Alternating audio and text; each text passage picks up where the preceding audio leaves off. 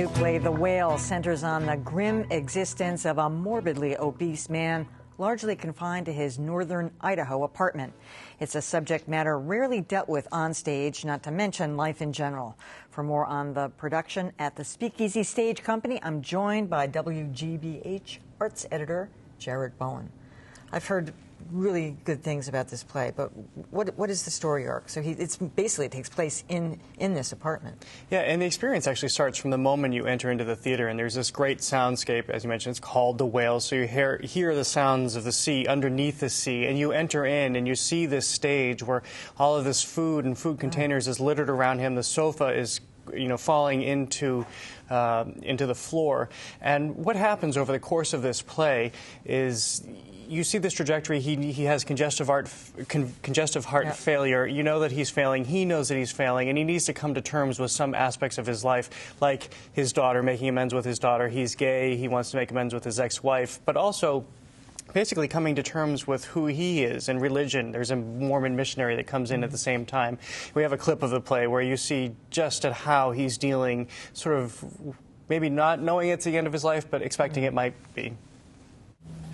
Oh, what? So you're like giving up now? What else am I supposed to do? Go to the hospital, you All right, I'll go to the hospital, get a bypass operation or whatever, rack up several $100,000 worth of hospital bills that I won't be able to pay back ever, and then I'll come home, maybe, and last, what, a year at the most? Wow.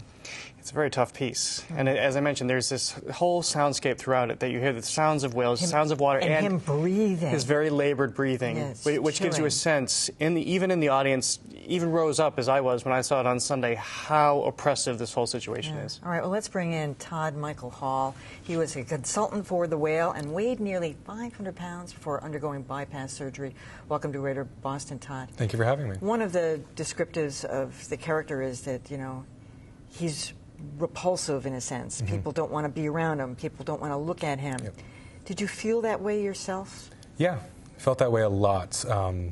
Before I had surgery, I was 527 pounds. And even the people closest to me, the clip you just saw, Liz is his best friend, his caretaker. And people closest to me would treat me that way, behind my back, but also sometimes to my back.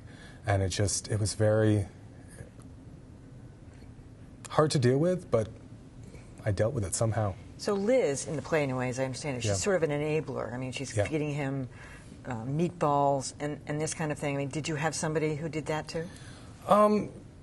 Not per se. People talk and ask me, is it genetic and stuff like that. I was the fourth person in my family to have weight loss surgery, so in a way the family is, my mother cooks, but I never blame my mother for me gaining all that weight, but the family around you. I mean, one of the things that really struck me in this piece is the inhumanity of it all, that in the end, somebody who's this weight is not a person anymore, that he's an object. So he's treated as an object. Even his best friend can't deal with, I think she almost sees it as an affront to her that he would allow himself to be this incapacitated, to develop this sort of weight gain. And, even he, toward the end, that's how he looks at himself. He's continually apologizing for himself. It's a very tough but very real situation. Very real. So I'm always struck by the fact that people are constantly reaching out to anorexics. And, all the poor dear and all that. Yeah. The same is not true of somebody who's morbidly obese. Correct. Anorexics, alcoholics, it's an addiction. And you don't treat an alcoholic by ignoring them. There were times when even though I was that big, I felt invisible because nobody helped me. And I couldn't help myself at a point. Now, how did you help the producers of the play? What kind of interaction did you have with them?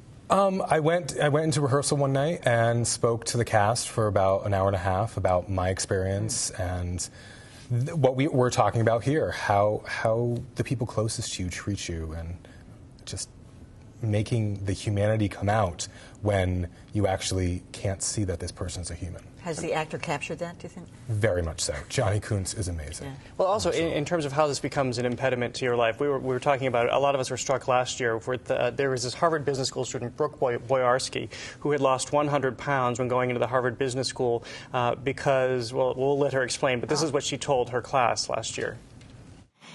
In a meeting with a mentor on my last day at work, he decided to impart some advice.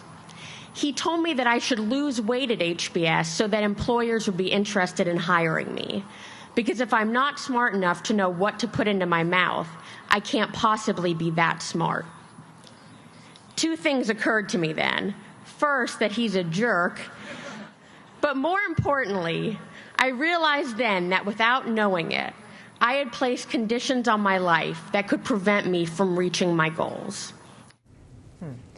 And that's what that is the heart of this situation, and that's really what he's coming to terms with through this piece, as a parent, as a friend, as a human being. That he's done it to himself. Is that what he's? Yeah.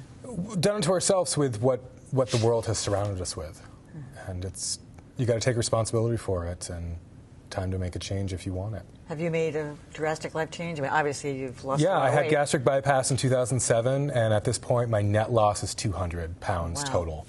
I'd lost more than that, and I've gained about 50 pounds back. But all right. Well, good luck to you, Thank Todd, you. Michael Hall, and Jared Bowen. As always, thank you.